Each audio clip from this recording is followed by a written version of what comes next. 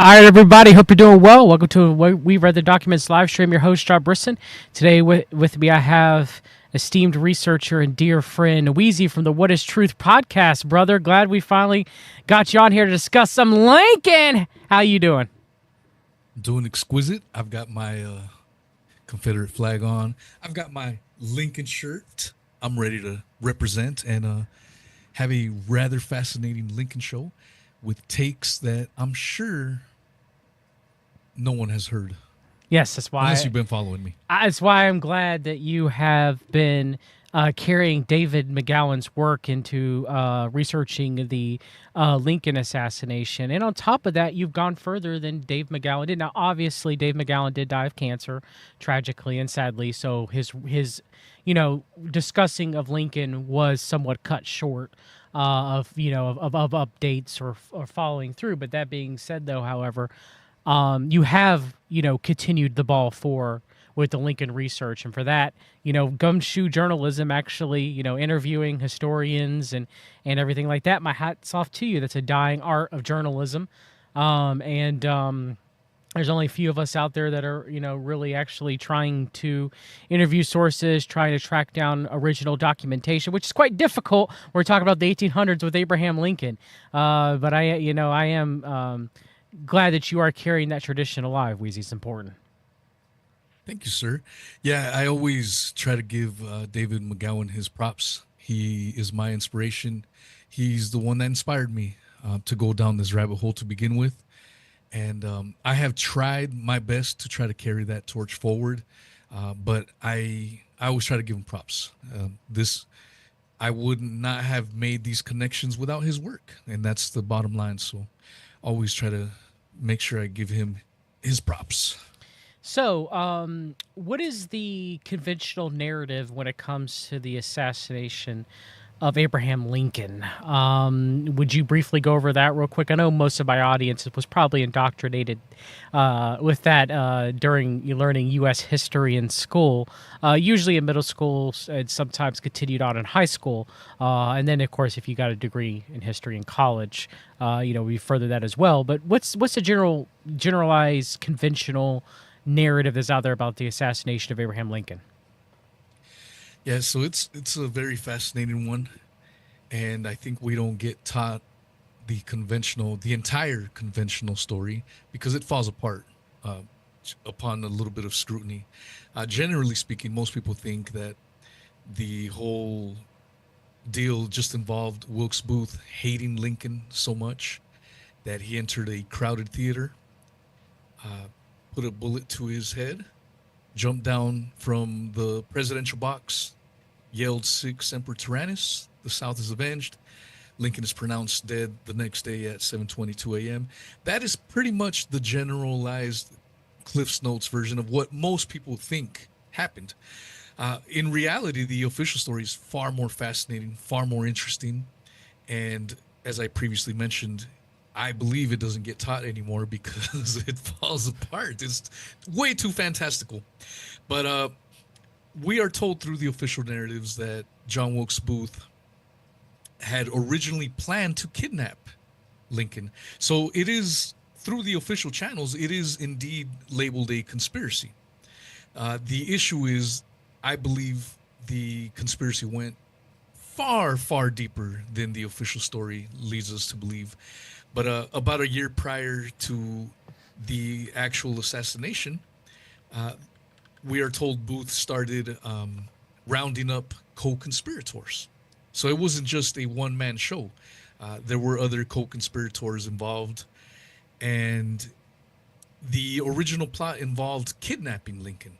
And the plan was to kidnap Lincoln so that they could then take him further south and then arrange for a prisoner swap, if you will. The South had a hard time. Their biggest handicap was manpower in the South. They had great generals, they had great strategy, but their manpower was nowhere near. And their economy was also very shot as well too, because they had only cotton backing up their currency, and the UK had started getting their cotton from India at the time, which greatly hindered their economy. Right. Yeah, so putting all these factors and putting them in your head. This is why. Well, this is what the official narrative tells us as to why Booth was planning this conspiracy, was to kidnap him and then arrange a prisoner swap. I mean, you kidnap the president of the North, you will be able to demand a hefty amount of prisoners in exchange. Yeah. So that was the plan. As the months neared the actual assassination date, which happened on April 14th of 1865, as the months waned on, this was planned a year prior. As it got closer, a lot of the co-conspirators started backing off. They said, this is unrealistic. How in the world are we going to kidnap the president of the North, the United States? It's unrealistic. So many of them ended up backing off, and some of them were still hung nonetheless. So just, it's really messed up. I feel all of the co-conspirators were indeed patsies. So the fact that 7 ended up getting hung is a tragedy as well. But so the Civil War ended with the surrender of Lee at Appomattox on April the 9th. And so, as you can imagine, D.C. was in huge celebrations. At this point in time, most of the co-conspirators of John Wilkes Booth had abandoned him. He only had 2 more, or a couple of, 3 trusty co-conspirators that ventured on. Mm-hmm. So now it went from, we are told, this is the official narrative, that Booth was going to arrange for the assassination of Lincoln and Secretary of State War William Seward. Also, Ulysses S. Grant was on the hit list. Also, Vice President Johnson. The plan was to do simultaneous attacks, kind of like on 9/11. Simultaneous attacks to cause mass pandemonium. Wilkes Booth, we are told through the official narrative, came up with this elaborate plan that Friday morning of April 14th. So it's not like he had weeks, he had months to prepare for this. Yeah. It was on Friday. This is one of the very first red flags. Wait a minute. He planned this elaborate getaway and escape that Friday and pulled it off and got away for 12 days. He was on the run. But this is the part where a lot of people don't even realize that there were more alleged assassination attempts on other figures. It wasn't just Lincoln through the official narratives. So we are told that President Lincoln was going to be attending a play, Our American Cousin, a British play, or it's a comedy type of play, really. And the plan was to pull the trigger at 10:15 during the most chaotic part of the play, where everyone was roaring and laughter to try to cover the gunshot. At 10:15, one of the co-conspirators was assigned to kill Secretary of State Seward at the Seward Mansion, which was located right there, right next door to the White House. This is a key part to why I think the whole thing was a sham and never actually took place.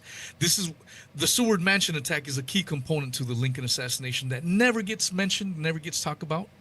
And when it gets talked about, people talk about it as historical fact. Even historians that have conspiratorial leanings, even the ones that will say, oh yeah, I believe Wilkes Booth never got shot at Garrett's barn and whatnot, they'll even accept that the Seward Mansion attack took place. Yeah.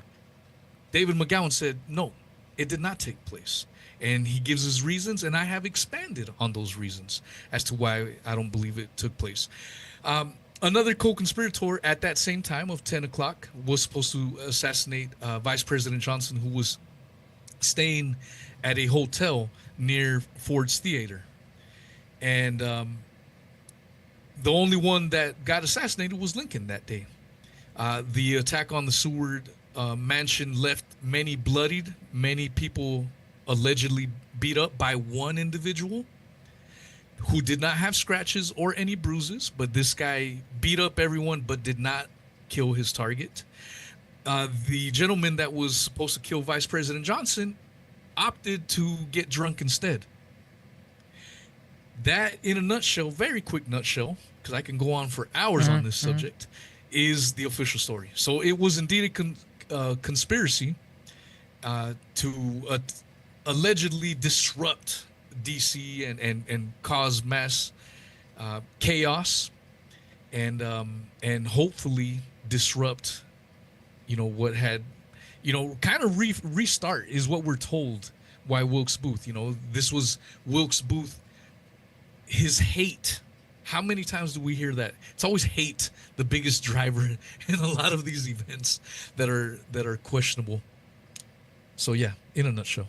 Yeah. So what happened to John Wilkes Booth in the conventional narrative after the assassination? Well, we are told that he jumps down. So I have many questions. This is where I've taken it a little bit deeper. I mean, with all these events, I'm of the mindset that we will never know 100% definitively about anything. I wasn't there. This was 160 years ago, so I don't claim to know that. But if I was a betting individual, and if someone said, who do you think killed Lincoln? Most everyone's going to say John Wilkes Booth. I would put my money that it was one of the occupants in the presidential box, Major Henry Rathbone. That even our good friend Don Jeffries has like, whoa, you're the first Henry Rathbone conspiracy theorist. And anyone that has followed the Lincoln assassination, that's probably, whoa, your mind has just exploded. Henry Rathbone, how dare you? And I will lay my case as to why. Okay. And it's heavily inspired through David McGowan's work. David McGowan never outright says Henry Rathbone was the trigger man, but I have connected the dots and gone even further. And so what leads me to believe that Henry Rathbone was the trigger man in the presidential box was that in the official story, we are told that it was Lincoln, Mary Todd Lincoln, stepsister, fiance of Henry Rathbone, Clarice, and Clara Harris, and Major Henry Rathbone. Those were the four occupants in that box at Ford's Theater. The official story tells us that Lincoln was sitting with his left ear closest to the left wall, facing the stage. The official story tells us that at some point, John Wilkes Booth enters the box. He opens the box. No one sees him, apparently. Opens the box. He wedges the door shut. This is the official story. I'm trying to give you the official story so you can process it and see how ridiculous it is. John Wilkes Booth wedges the door shut, apparently found the perfect size plank, just lying around like a cartoon, it's just right there, wedges the door shut. He then pulls out his one-shot Derringer. This is a point in time in history where the revolver exists. But Wilkes Booth, for whatever reason, chose to take a one-shot Derringer. Wilkes Booth was making the equivalent of $300,000 a year as an actor. He had money. He was loaded. So he chose to take a one-shot Derringer. That is super strange. This is the official story. He then gets behind Lincoln, who's seated close to the door, left ear next to the wall. The official story tells us that at some point, Lincoln turns his head slightly this way, which allowed him to get mortally wounded with that one-shot Derringer. He just turned his head at just the wrong moment, unlike other superheroes. Where Trump turned his head just at the right moment, right? At the right moment, yes. This is what the official story tells us. So then, after the shot, according to Major Henry Rathbone, who was seated right there in that box, John Wilkes Booth says, "Freedom! This is according to his deposition. Mhm. After he yells freedom like a boss, after laying that shot into Lincoln, he then lunges at Henry Rathbone with his 10-inch Bowie knife. So he was carrying a one-shot Derringer and a Bowie knife. Those were his weapons of choices to enter a crowded theater that should have had a bodyguard outside the doorway guarding it, but miraculously that bodyguard chose to get drunk as well. Just like the Epstein guards falling asleep. This is the official story. It was Jonathan Parker was supposed to be seated on the seat outside the aisle leading up into the box. Interestingly enough, John F. Parker, the security guard that should have been guarding, was chosen, handpicked by Mary Todd Lincoln. And this isn't conjecture. In Otto Eisenschimmel's book, epic book that came out in 1937, Otto Eisenschimmel shows the copy of the White House stationery of Mary Todd Lincoln asking for John F. Parker. Why is this important? John F. Parker, who the heck is John F. Parker? John F. Parker was the most demerited cop in the police force. So out of all the cops in the DC you get the area, worst. You get the worst. You get the worst? I'm trying to lay my case why Henry Rathbone is the trigger man. And I'm hoping I'm connecting. I'm laying some reasonable doubt as to the official story. You are. The official story tells us after he grapples with Henry Rathbone, he slashes at Henry Rathbone, leaving him a gash between the shoulder and the elbow. After Mary Todd Lincoln and Clara Harris still don't scream. This is the official story. John Wilkes Booth then allegedly climbs up on top of the box, jumps down onto the theater. Most people will say that's when he broke his leg. Some people say he broke his leg later on. This is important because even one of these major aspects to the official story, there isn't consensus. Yeah. It's not a consensus whether he broke his leg or not. He breaks his leg. He then yells, "Sic Semper Tyrannis, the South is avenged." According to most witnesses, some witnesses didn't hear him say anything. A lot of witnesses couldn't even identify Booth then. It was only until much later. I'll get into that later. So Wilkes Booth then runs out the back, gets on a horse, hauls behind, makes his way to the Navy Yard Bridge, which should have been under lockdown. The guard Silas Cobb was under strict orders not to allow anyone across it. There was a curfew. Even though the war was already over, this is what official historian apologists will say, well, the war was over, so you can forgive Silas Cobb for allowing Booth to get through the Navy Yard Bridge. And the Silas Cobb allows Wilkes Booth to get on that bridge and escape, as well as Davy Harold, another accomplice, to escape. So he lets two guys when the bridge should have been under lockdown. That is another weird aspect. Why was he allowed to leave? Also, after the news that Lincoln had been shot and they were trying to look for Wilkes Booth, they sent troops to the north. They sent troops to the east. But it wasn't until much, much later that they ended up sending troops to the Navy Yard Bridge, the more likely escape route. Actual direction. That was the most the actual direction, yeah. So you can see that many things were afoot. And this is what I mean. This is why you don't get taught the official story. There's too many holes into it. But let's go back to the presidential box. Okay. I think you asked me what happened after the assassination of Wilkes Booth. That's how he started his escape route. He was then on the run for 12 days until he was cornered at Garrett's barn 12 days later. But if we go back to the presidential box, where Henry Rathbone and Clara Harris and Mary Todd Lincoln were at,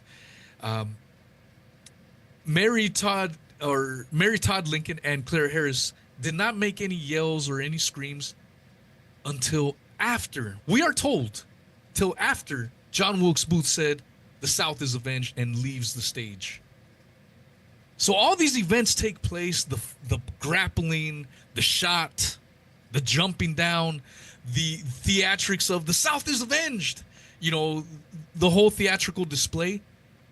And it's not until he leaves the stage that Mary Todd decides to scream. And Clara Harris never even yelled at all. Her husband had just taken a gash. She's not screaming? That doesn't make any sense. It also doesn't make sense why Mary Todd Lincoln chose this particular John F. Parker guy, the most demerited cop in the thing. Now let's get funkier. Major Henry Rathbone, who was this guy? He was actually not the first pick that Lincoln chose for his guest to be in that box. His first top pick was Ulysses S. Grant. Ulysses S. Grant had been announced several days prior to the Lincolns showing up at Ford's Theater as the main attraction. See, everyone knew Lincoln at D.C. Ulysses S. Grant was from further up north. Yeah. So he was kind of like the special guest. So they were putting ads out. Ulysses S. Grant will be at Ford's Theater. You can go to Ford's Theater and see the announcement right there of Ulysses S. Grant. He was the main attraction because people were already, like I said, they were already accustomed to Lincoln. So Ulysses S. Grant decides to cancel a couple of hours before the play started. Kind of, in my opinion, kind of like lucky old Larry Silverstein. Yeah. Deciding, you know what, I'm going to get a haircut instead. I'm not showing up. Ulysses S. Grant a couple hours like, yeah, man, I know I was supposed to be there. I know you want me to be there, Lincoln, but sorry, bro. I got to take the midnight train. This is the official narrative. Ulysses S. Grant says, I'm taking the midnight train out of Dodge. A lot of other historians, even the ones that believe the official narrative, have scratched their heads as to why Ulysses S. Grant would want to catch the midnight train.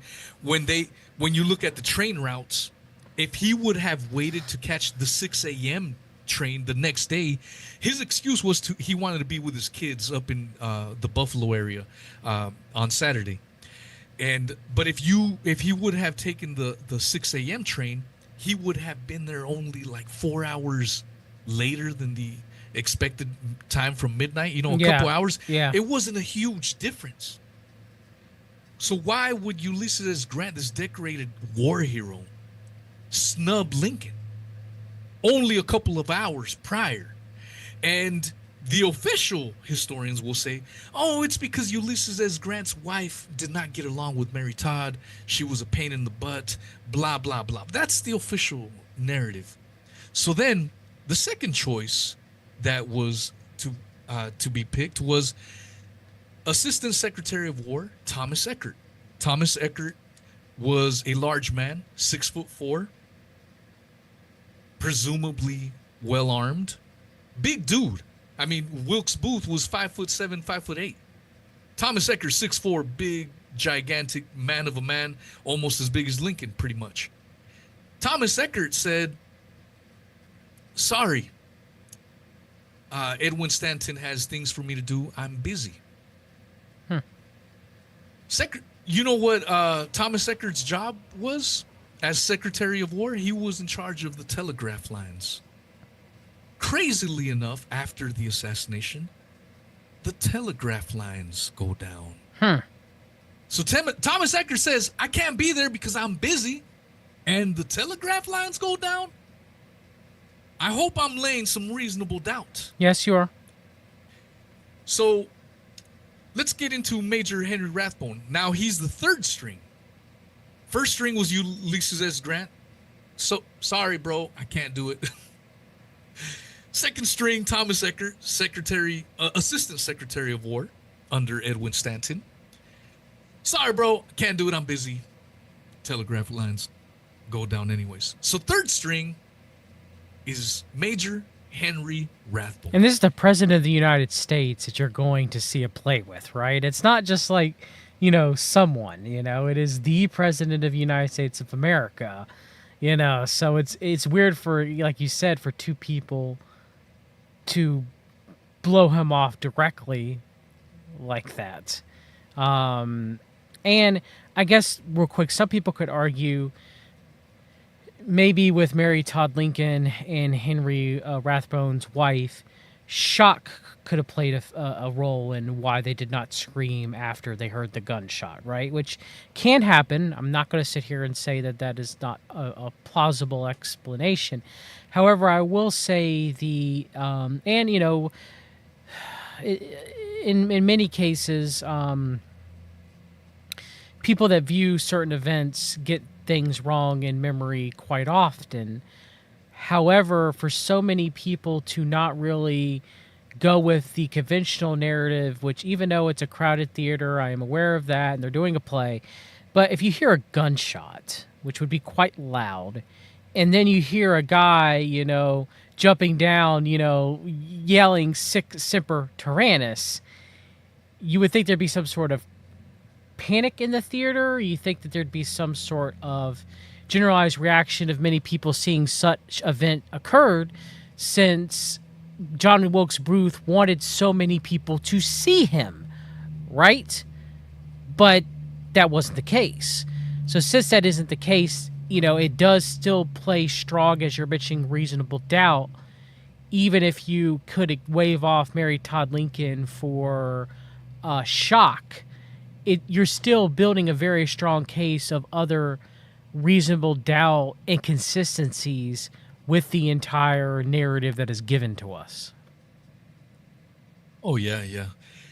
And I'm glad you're pointing out these other issues, like how these things could be explained.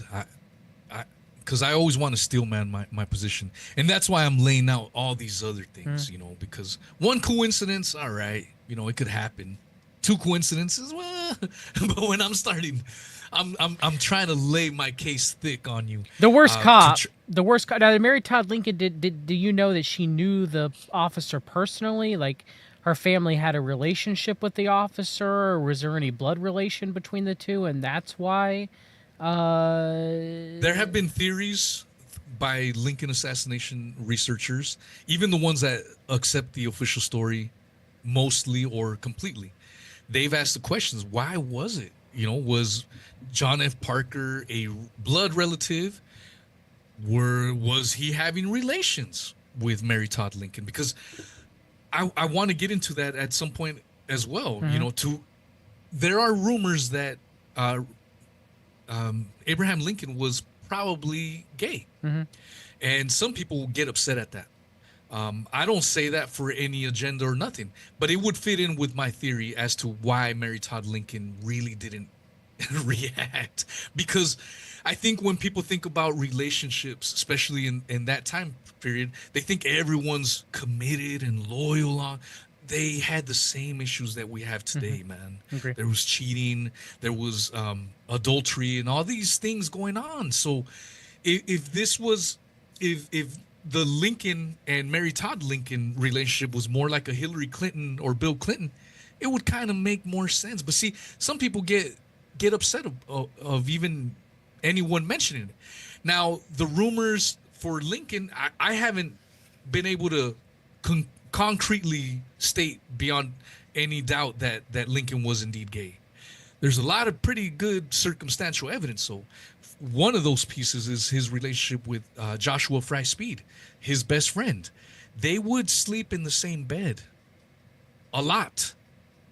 And there's even the story that prior to, so when Lincoln was engaged with Mary Todd, they were supposed to be getting married at a certain date. They had a date set out and everything. When Joshua Fry Speed moved a distance away, he postponed his wedding date because he was depressed. Now, that's not evidence. I'm completely aware of it, but, there's some pretty decent circumstantial evidence. And then that would also explain away why Mary Todd Lincoln acted bizarrely the day of April 14th. As an aside, you could say the same thing about JFK and his his homosexual relationship with his good friend Lynn Billings, right? And then also JFK, the narrative of him being a playboy, him being an adulterer, was that to cover up for his homosexuality? And if so, you also have Jackie Onassis Kennedy acting quite odd after the assassination of JFK, if we're talking about the mirroring of history, right? Yeah, yeah. And there's many similarities to the Kennedy assassination. One of the big ones that I like to mention quite a bit is how Lincoln was killed at Ford's Theater. Kennedy was killed in a Ford Lincoln. Yeah. It's they also both had Vice President Johnsons. Another crazy similarity. A lot of their political achievements were exactly 100 years apart. So there's so many crazy things. But I want to go back to Major Henry Yes, of course. Rathbone because I don't want to get too sidetracked because I think it's a big one. It's one of the ones that definitely sets me apart from any Lincoln researcher out there. One of the interesting things that McGowan pointed out was how out of the occupants in the presidential box, out of all of them, only Henry Rathbone ever gave a deposition in court. Mary Todd Lincoln didn't give one. Neither did Clara Harris. That's weird. One would have thought that maybe Mary Todd Lincoln would have wanted to put her voice out in the record, or even Clara Harris, but it's only Henry Rathbone. Mm-hmm. Henry Rathbone. This is the one that melts brains right here, and this is all credit to David McGowan. Henry Rathbone gave 3 depositions. His first deposition was given in the third person. Second and third depositions in the first person. This is the one that's going to melt people's brains. All depositions were verbatim, signifying that he was repeating a memorized script. Yeah, I mean, yeah, you would give if you were lived it, it would be first person always initially. And then how could a third person narrative, which is hearsay because you didn't witness yourself, right? How could that go with a first person narrative of an eyewitness of account of yourself that you have lived? So they wouldn't add. Yeah, that's logical and incoherent there for sure. Yeah, I went to when I went to DC a couple of months ago for the 160th anniversary. There was a ranger there at Ford's Theater when I was in line to get in there, and we were talking. He was kind of mocking me for being a conspiracy theorist on the Lincoln assassination, and then he's like, "Man, at least come up with some original stuff." And then I dropped him that. I'm like, "Don't you find it weird that Henry Rathbone said his deposition in exactly the same way in no less than 3 occasions? Don't you find it weird?"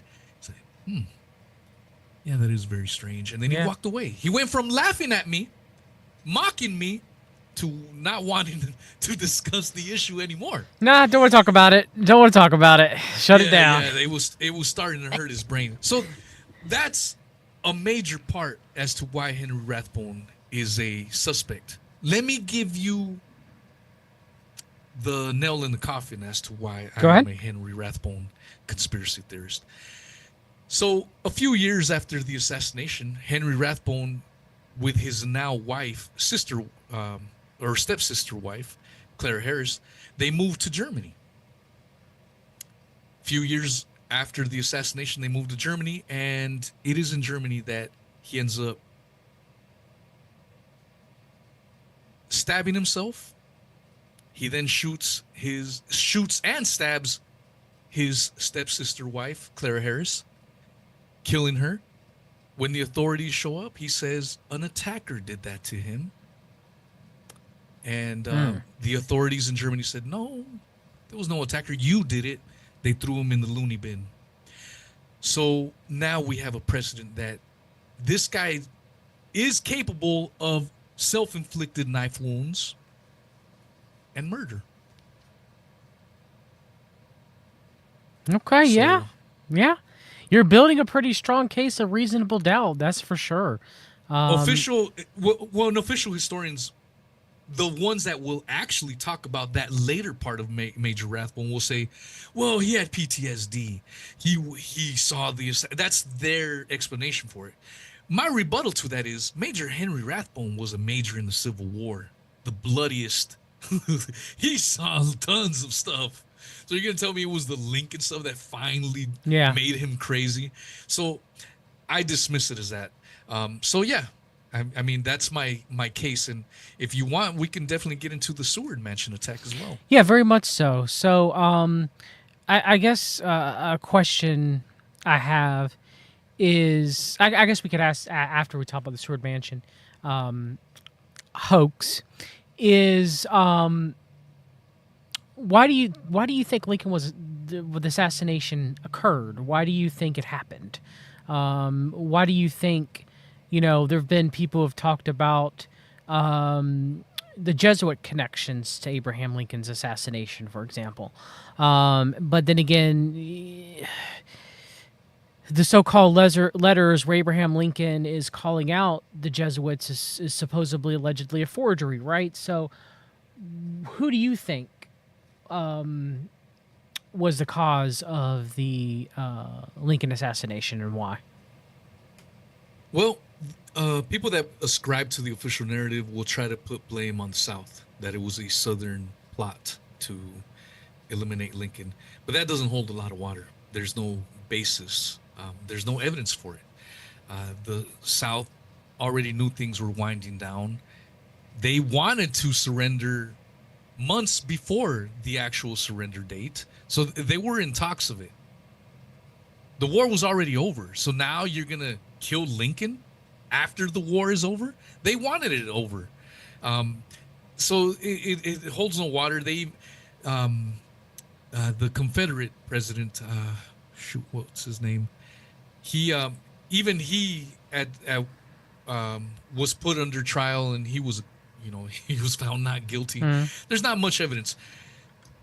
I tend to think that things were very similar to today, where both sides probably were involved in, maybe not at the lower ranks, maybe not even at the general ranks or anything like that, but higher up. They Jefferson Davis was a Confederate president, by the way. Right. Yeah. I was going to wait till you finish your train of thought, but Spirit Man Live said it in the chat. Shout out to Spirit Man. But yes, Jefferson Davis was a Confederate president. Yeah, that's correct. And so the general idea as to why Lincoln was taken out, that makes more sense, is that Lincoln was trying to bring the war to an end. Like I said, way before it actually ended, he was already working on it. He was making promises to the South that things were going to be smooth. They weren't going to be harsh. They weren't going to be taking retribution on the South. And a lot of the Northerners, especially the businessmen, were like, "Nah, man, we want to milk this cow. We want some hardcore reparations." Mm-hmm. So by leaving Lincoln in office, this is what some people say, and it makes sense to me, that's why they had to get rid of Lincoln. They had to X him out. He was going to complicate things, with the transition after the war. Now, I tend to think that definitely could have played a role. There could also have been a ritualistic type of deal. Mm-hmm. I mean, he was shot on a Good Friday. Lincoln at that time, prior to the assassination, he was hated. And not just by the South, he was hated by his own party. He wasn't a very well-respected. Under Lincoln, habeas corpus was suspended, something mm-hmm. Trump is now thinking about reviving, another mm-hmm. Lincoln connection. As I've gone down this, I see that Trump has some weird fascination with Lincoln. Yeah. But that's one of those other similarities. But Lincoln was a tyrant. We now, through the official channels, we get told that Lincoln was a Christ-like figure, a good guy, just an honest Abe is what we're told, who was taken down by Wilkes Booth's hate. But the reality of the situation, a lot of people didn't like Lincoln. He had many enemies. And so by him getting taken out on a Good Friday, it very well could have been a ritualistic assassination. Another interesting thing, when I went to Ford's Theater a couple months back, I noticed that the stage at Ford's Theater had the Masonic tiling, the black and white checkerboard. So right there, next to Ford's Theater, is the Masonic Temple. So I tend to think that it was a combination of things. I'm not going to say it was certainly one thing or the other. I think it was a combination of things. And those two that I gave you seem to make the most sense in my mind anyways. But Lincoln was, like you'd mentioned, more of trying to bring back the Union and South still had to be penalized, but far less than the radical Republicans wanted. Right? And which is what they got after his death. The Reconstruction period was brutal for the South. Yes, and I think if I remember in history right, his quote was "malice towards none," right? Was his quote. And so, that could have definitely been a reason for his assassination. You're mentioning a Freemasonic ritual aspect about it. I can't rule that out. There's also various Jesuit connections, as other people, Spearman Lins mentioned American Jesuits by Chris Pinto, a documentary, and there was a book that someone mentioned earlier, Rome's Responsibility for the Assassination of Abraham Lincoln by Thomas M. Harris. So, there are kind of Roman implications as well within the plot. I would say just like JFK, you had various people, and was that a ritual? That's a whole nother discussion too, right? It's very similar. Yeah, the Catholic connection and Masonic connection is deep in the Lincoln stuff. Our good friend Twisted recently brought up to my attention how the Masons and Catholics were in huge battles in Mexico. Yeah. Around this time. And when you look at the Lincoln assassination, many of the co-conspirators were Catholics. The second in command, there's so much to it, man. But the second behind John Wilkes Booth as the leading co-conspirator was Mary Surratt's son, John Surratt Jr. John Surratt Jr., this is one of those pieces of the story that I'm still trying to dig in, man. It's hard to find any information on him.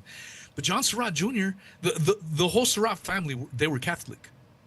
John Surratt Jr. was in New York during the assassination. When he saw the newspapers write about the assassination, he quickly got on a train and went to Canada. From Canada, he went over to Liverpool, England. From Liverpool, England, he made it down to Rome, where he became a papal bodyguard. And coincidentally, someone in the Vatican recognized John Surratt Jr. from Maryland. Like, what are the odds two Marylanders are going to be in Rome at this time period? But it happened. Once word was out that he was in Rome, the Vatican offered to give up John Surratt Jr.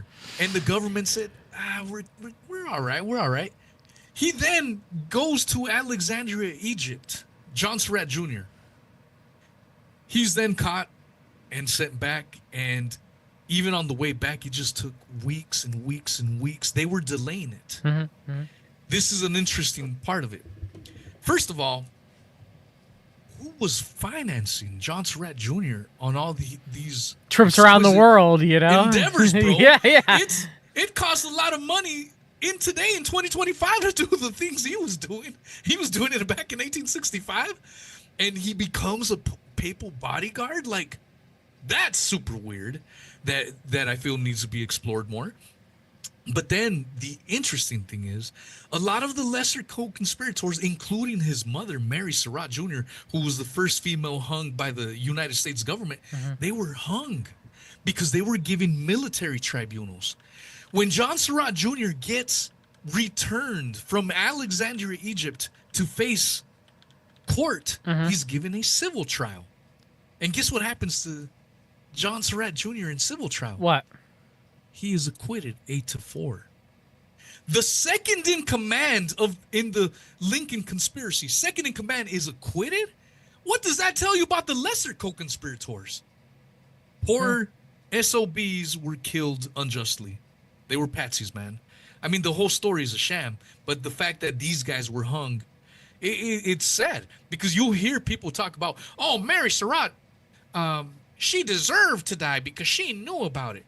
She may have known about a possible kidnapping plot, but like I told you at the very beginning, the plot to actually kill Lincoln was not hatched until that Friday morning. So if anything, these people that were hung should have been tried for the kidnapping plot, not a murder plot. And you'll hear official historians say, yeah, I'm glad they killed Mary Surratt, and I think they're despicable human beings. Why would you ever wish the death upon any human being to begin with, but you're celebrating someone that very possibly could have been completely innocent, to be honest, you know? And like I stated, her son was the second in command of the conspiracy, and he was acquitted given in a civil trial. And this is where they brought up Henry Rathbone's third deposition during that trial, and it was memorized again, you know, verbatim.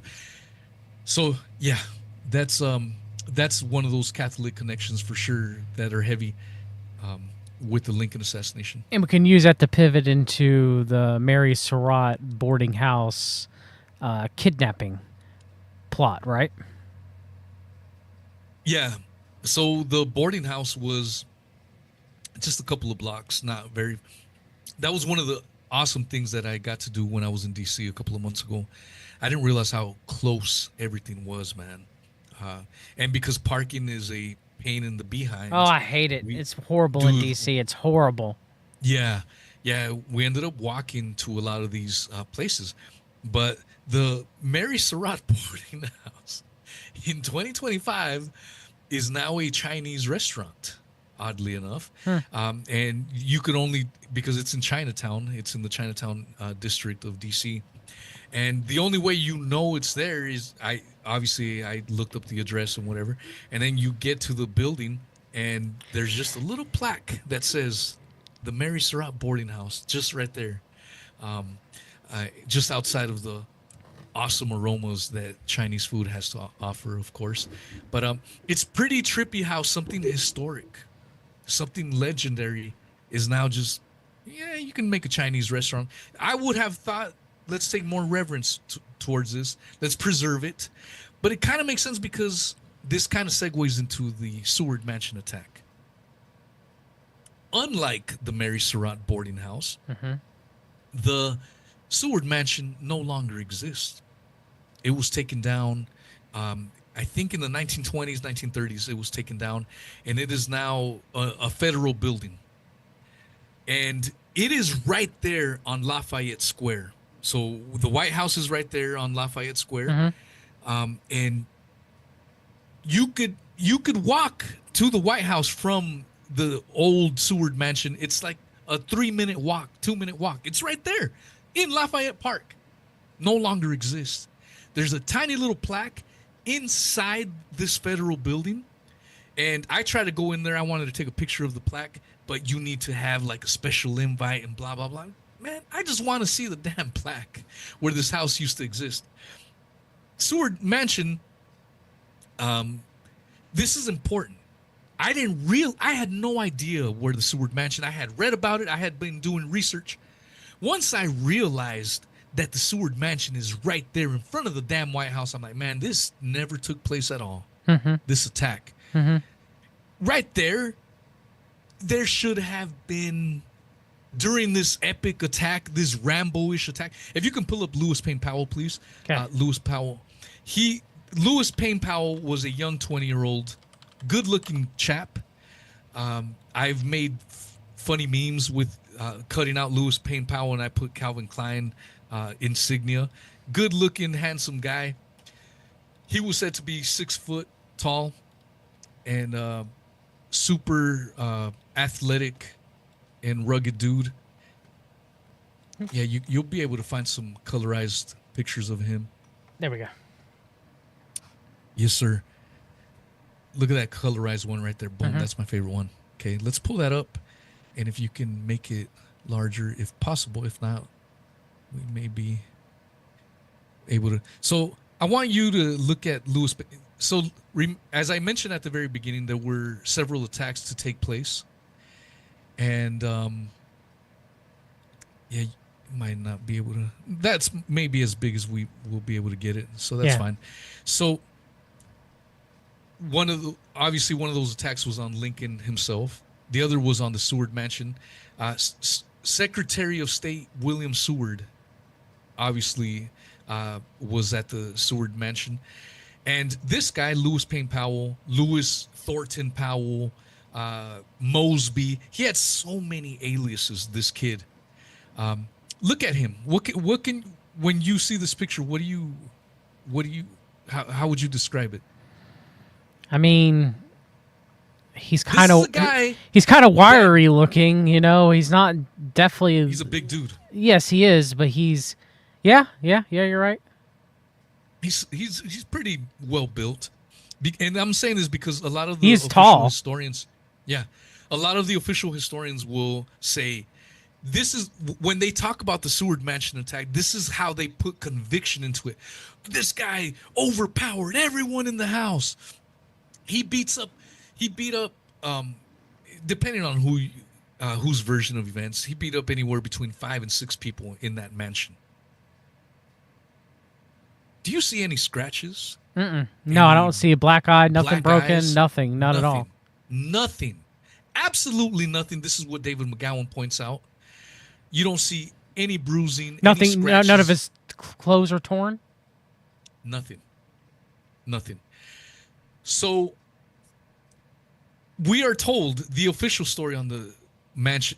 I'll give you the super quick Cliff's Notes, and then I'll tell you why I think this was a completely manufactured affair. So we are told Louis Payne Powell goes to the Seward Mansion. Secretary of State Seward conveniently, luckily, miraculously, whatever term you want to use, he had got into a carriage accident a week prior. Here's my gumshoe research that takes. This is what McGowan said. He said the mansion attack never took place. I have since found out, and this is where I expand on McGowan's work. Weezy, you there? Seward. Sorry, you broke up. You broke up for a minute. You said you expanded on McGowan's work. Yeah. I expanded on McGowan's work in that I have since found more information. So McGowan said that he finds it incredibly hard to believe that anything happened at the Seward Mansion. I have since found more information just proving his point. So when the mansion attack happened, allegedly, Seward was in the 3rd floor in a comatose state, almost like a vegetable. He had suffered a carriage accident a week prior to this attempt on his life. I have found out that Seward, in meeting with Edwin Stanton, the Secretary of War, and Thomas Eckert, he went to meet up with them to tell him that he had contacts in Europe that had told him that there were assassins out to kill William Seward. They wanted to kill him because they felt he was the one blocking the negotiations between Lincoln and the South. See, this kind of lends more credence to Lincoln was trying to be cool with the South. It was Seward and his associate. He was being blamed as one of these guys. He was trying to make it hard. He was trying to make it hard. So the assassins in Europe wanted to take Seward out. When Seward got wind of this, he quickly ran to the War Department with Edwin Stanton and Thomas Eckert and said, dude, they're trying to kill me. He was freaking out, not because of Lincoln. He was freaking out for himself.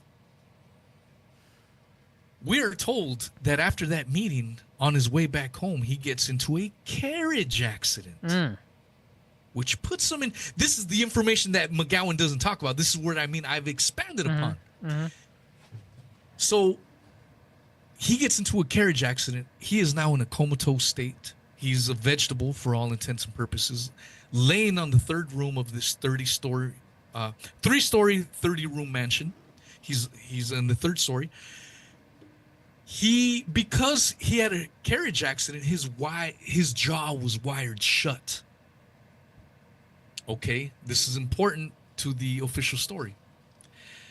When Lewis Payne Powell visits Secretary of State Seward, he has a little box, we are told, a little medicine box, and he tells, when he knocks on the door, houseboy servant William Bell answers the door, and Lewis Payne Powell says, I got some medicine I need to give to Mr. Seward.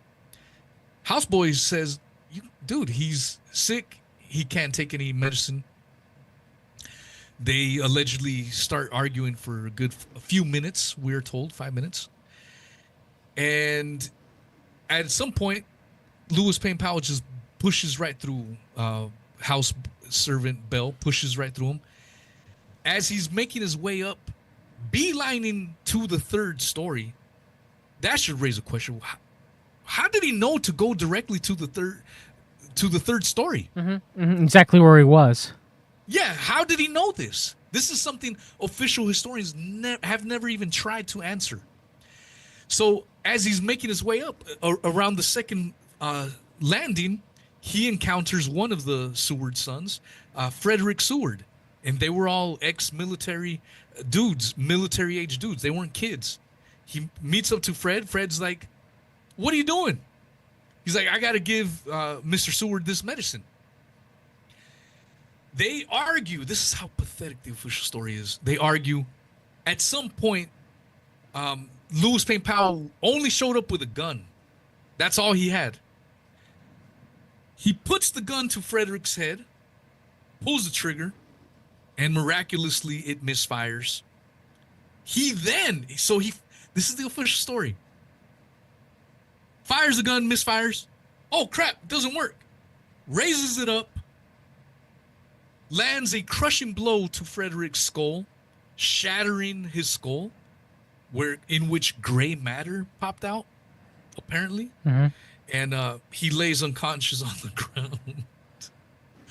He then goes over the body and goes directly to Secretary of State Seward's room, opens the door. In that room is a nurse, an army nurse, George Robinson, another war veteran.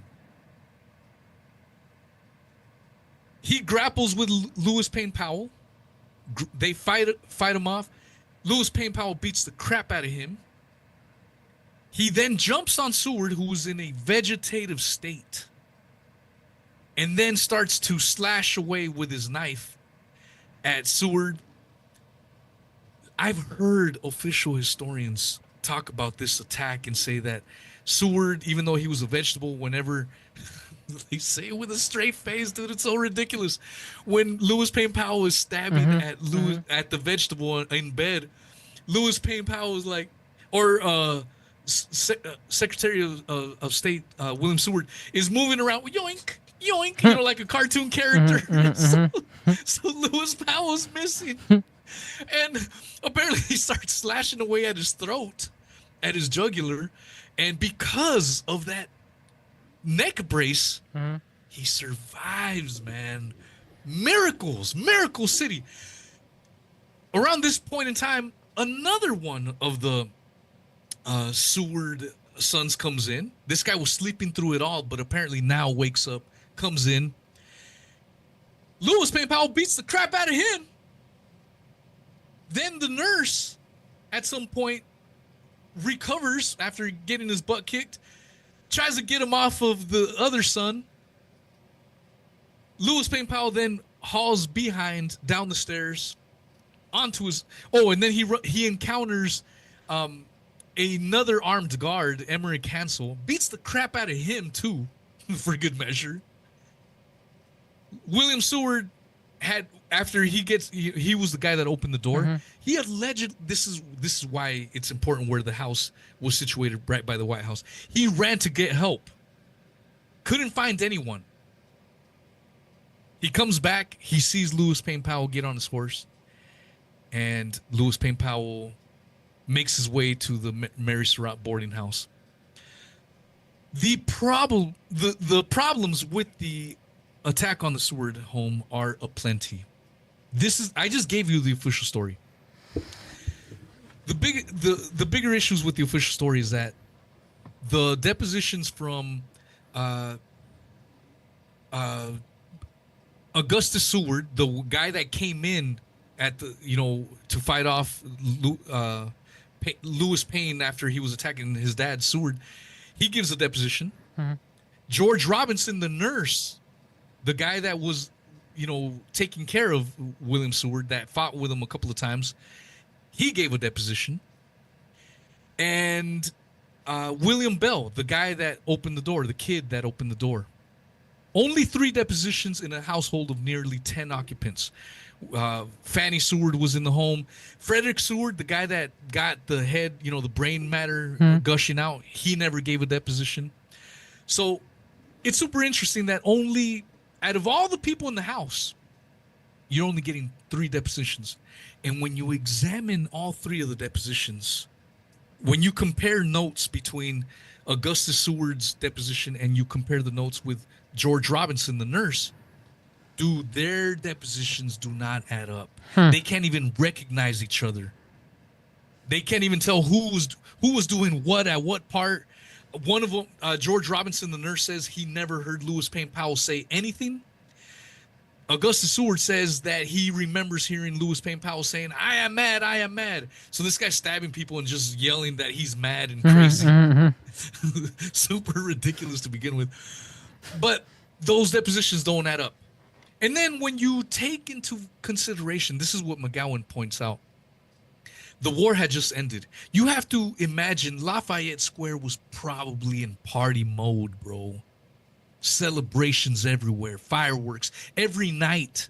Everyone's happy that this brutal battle that had been raging for years, everyone's happy. But we are led to believe that William Bell, the kid that ran out to go fetch help, couldn't find anyone to assist during this attack. McGowan points that out, and that's a damn good question. Wait a minute. So it's party time in D.C. The Seward Mansion is right there by the White House. He couldn't find any soldiers, any security to come and help? That is super sus. Then it starts to make sense in my head why they destroyed the Seward Mansion in the 1930s, because people would have asked questions. Oh wait, so the attack they would have had to done tours, being right there, right by White House. Just like the Peterson home is still up and around. That's where Lincoln allegedly died. I imagine, this is my conspiracy theory, that they took the house down because none of the attack would have made sense, man. All the stuff that they were saying, and then constantly being reminded that you're right there in Lafayette Square and no one ran to help during this attack. It makes zero sense. And so, to add more credence to it, I have since found out that Lewis Payne Powell was framed. When he later makes his way from the Seward Mansion attack down to the Surratt boarding home that is now the Chinese restaurant. Out of all the co-conspirators, the only Southerner in the alleged plot was Lewis Payne Powell. Everyone else was from the Maryland area. So we are told Lewis Payne Powell didn't even know the area, so he just went to the first place that he was somewhat familiar with, and that was the Mary Surratt boarding home. He allegedly walks up at midnight, and the cops are at the Mary Surratt. It's kind of like, remember 9/11? They were already blasting Osama bin Laden's face all over the TV that day of the attack. Well, within hours, they already knew the co-conspirators. They already knew who they were looking for. And so they were Yeah. already at the Mary Surratt boarding home questioning people. And Lewis Payne Powell, just a big lumbering idiot apparently, just walks up while the feds are investigating the Surratt boarding home. And they ask him, "What are you doing here?" He allegedly had blood on his coat and mud. Allegedly. I'm saying that because I don't believe any of this. And he shows up at, I think, 11 o'clock or midnight, something like that. The feds ask, "Hey, Mary, do you know this guy?" And Mary Surratt denies ever knowing Lewis Payne Powell. And he claims he was out there to dig ditches the next day, and he was just doing surveys of the property at midnight to dig ditches. That's how Lewis Payne Powell allegedly gets caught. What I have found out later on, or recently, I should say, to corroborate more as to why this attack never took place, we found out through official documents. We've read the documents. Like and subscribe to my boy Johnny Brisson. But we have found out that Lewis Payne Powell, they planted. So there was remember the gun that allegedly misfired? Yeah, that he used as a blunt object later on. That was left at the crime scene. When he was arrested and, processed as a prisoner, they found another gun in his pocket. And so at some point, they had to get rid of it. You're like, oh, shit. Or, oh, snap. So why did he pull that gun out if he had that gun to do what he needed to do, right? Because one gun misfired and he had a spare gun in his pocket, right? Like, yeah. And shout out to Don Thomas. I found out this information through another awesome Lincoln researcher, Don Thomas. It was through his book. He unfortunately believes that the Seward attack happened. But it's funny because he dug up this information that just corroborates McGowan's theory. Because now we have source documenting proof that they framed Lewis Payne Powell. Another interesting thing, this is my own finding, is that after the Seward attack, guess where Secretary of War Edwin Stanton and Thomas Eckert went to? After the assassination. After the assassination tip? I don't know where. They went directly to the Seward mansion. Don't you think it would have gone to the Lincoln? Let's go check out on Lincoln. Yeah. They went there first. That's super interesting. Now, the first telegraphs talking about the Seward Mansion attack, interestingly, and even the first wanted posters that were printed out, show that John Surratt Jr. was the suspect in the Seward Mansion attack. This is interesting on so many levels because John Surratt Jr. was a petite guy, a little guy. You look at Lewis Payne Powell, that's a more athletic-looking guy. It's more believable. That's just so. I think this is not speculation. John Surratt Jr. was the original suspect. I believe that when they found out John Surratt Jr. was nowhere near the area, he was in New York, like, oh, crap. Can't use him as a guy. Who else do we got? Well, there's this big dude, southerner boy. Oh, yeah, that'll work out perfect. This is my line of thinking. Yes. Now, interestingly enough, the nurse, George Robinson, immediately after the attack said that the suspect had whiskers and a mustache. John Surratt Jr., if you pull him up, has whiskers and a mustache. Lewis Payne Powell was always clean shaven. Exactly, yeah. Clean shaven. Yeah, you're right. This is my own finding. John Surratt, he does have like a little mustache, some whiskers. Yeah. What I just told you is my own 100% original findings. When you put all this information together, you're like, maybe in their original plan was to frame John Surratt Jr. for the alleged Seward attack. When they find out that he was nowhere near the area, crap, let's pick someone else. And that's when they put in our poor old boy, Lewis Payne Powell. And the attack, in my opinion, never took place. No one was injured. No one was harmed. Official historians will say, well, what about the scars on Secretary of State Seward? Well, You guys have already admitted that he got in a carriage accident. Couldn't that have been caused by this carriage accident as well? You know what I'm saying? That would explain it. Explain that away for any official historians. But yeah, I find anything about the official story hard to believe and take it. I don't believe any of it. I do believe that Lincoln was killed, but as far as the official story, I think it's complete horse poo poo. So, how many books do you believe that you have read on Lincoln now? What are we up to now? I've lost count, but I'm close to 10 at this point, Pretty good. which is a good number. I mean, each book few hundred pages long. I think with the amount of data in my head, maybe you were able to tell by all the stuff I've been rambling Oh, about. yes, very much so. And I may Yes. have lost you. You didn't lose me. You didn't lose me. You didn't lose me. Yeah, you good job keeping the narratives together. I'm not lost. And I was trying to describe it in a visual way because some of these, like the Seward Mansion attack, I had to go over it so many times for it to make sense in my head. I had a hard time visualizing it. I'm a very visual person, and I had a hard time visualizing it. So I had to read it so many times until it finally clicked, until I had the official story down pat. And then that's when I was like, used McGowan's critiques of it, and then I just put in my own little findings into it. And so I know you and I, off the air, we've been talking about maybe I should probably get into book format. I'm probably going to take the plunge now, man. I want to do it. I have like a 10-hour audio book or 10-hour book with the amount of information that I have in my head at this moment in time. But and I wouldn't care if it probably wouldn't sell. I realize a lot of people aren't interested in this particular subject, but for me, it's a passion, man. Yeah. I love it, and I've gotten super, super deep into this area. Weezy, is there anything that you want to say in closing about the assassination of Abraham Lincoln? And is there anything that you want to leave the audience with? Because I mean, it's been a deep talk, man. I appreciate it. I've learned a lot.